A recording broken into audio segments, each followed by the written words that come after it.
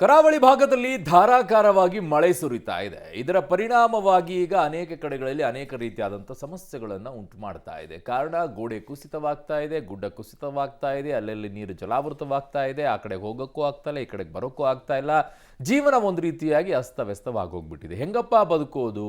ಯಾವಾಗಾದರೂ ಮಳೆ ನಿಲ್ಲುತ್ತೆ ಅಂತಿದ್ದಾರೆ, ಬಟ್ ಮಳೆ ನಿಲ್ಲಕ್ಕಾಗೋದಿಲ್ಲ. ಮಳೆ ನಿಲ್ಲೂಬಾರದು. ಕಾರಣ ಬೇಕಾಗಿರುವಂಥದ್ದು ಭೂಮಿಗೆ ನೀರು. ರಾಷ್ಟ್ರೀಯ ಹೆದ್ದಾರಿ ತಡೆಗೋಡೆ ಕುಸಿತವಾಗಿದೆ. ಕಾಸರಗೋಡಿನ ಚರ್ಕಳದಲ್ಲಿ ಅನಾಹುತ ತಪ್ಪಿದೆ. ಭಾರೀ ಮಳೆಗೆ ಕುಸಿದು ಬಿದ್ದಿದೆ ತಡೆಗೋಡೆ.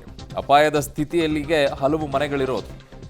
ಇದು ಕರಾವಳಿ ಭಾಗದಲ್ಲಿ ಕಾಸರಗೋಡಿನ ಚರ್ಕಳದಲ್ಲಿ ಆಗಿರುವಂಥ ಅನಾಹುತ. ಇದು ಅಪಾಯದ ಸ್ಥಿತಿಯಲ್ಲಿ ಈಗ ಹಲವು ಮನೆಗಳಿವೆ. ಕಾರಣ ಈ ತಡೆಗೋಡೆ ಏನಿರುತ್ತೆ, ಇದರ ಮೇಲ್ಭಾಗದಲ್ಲಿ ಮನೆಗಳೆಲ್ಲ ಇರುತ್ತೆ, ಅದರ ಕೆಳಭಾಗದಲ್ಲೂ ಕೂಡ ಮನೆಗಳಿರ್ತವೆ.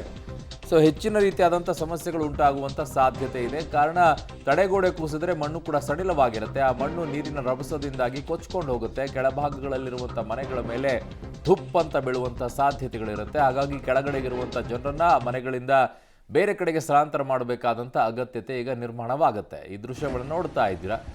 ಯಾರಿಗಾದರೂ ಕೂಡ ಇದು ಗಾಬರಿಯನ್ನು ಉಂಟು ಮಾಡುತ್ತೆ. ಯಾಕಂದರೆ ಬೆಟ್ಟದ ಈ ಭಾಗದಲ್ಲೂ ಆಗಿರ್ಬೋದು, ಬೆಟ್ಟದ ಆ ಭಾಗದಲ್ಲೂ ಆಗಿರ್ಬೋದು. ಇದು ಸಡಿಲವಾಗ್ಬಿಟ್ಟಿರುತ್ತೆ. ಅದರ ರಭಸ ಆ ರೀತಿ ಆಗಿರುತ್ತೆ. ವೈಬ್ರೇಷನ್ನ ಕ್ರಿಯೇಟ್ ಮಾಡಿಬಿಟ್ಟಿರುತ್ತೆ.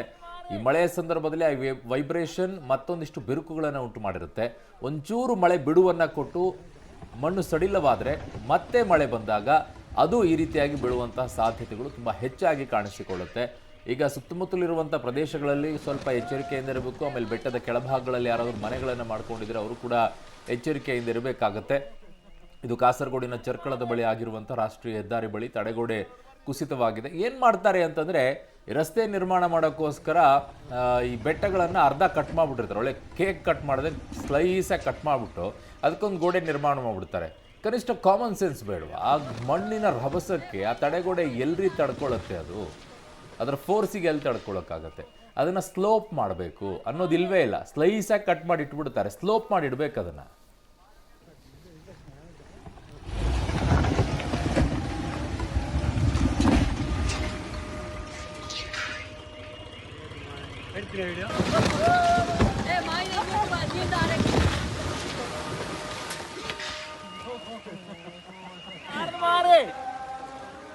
Ada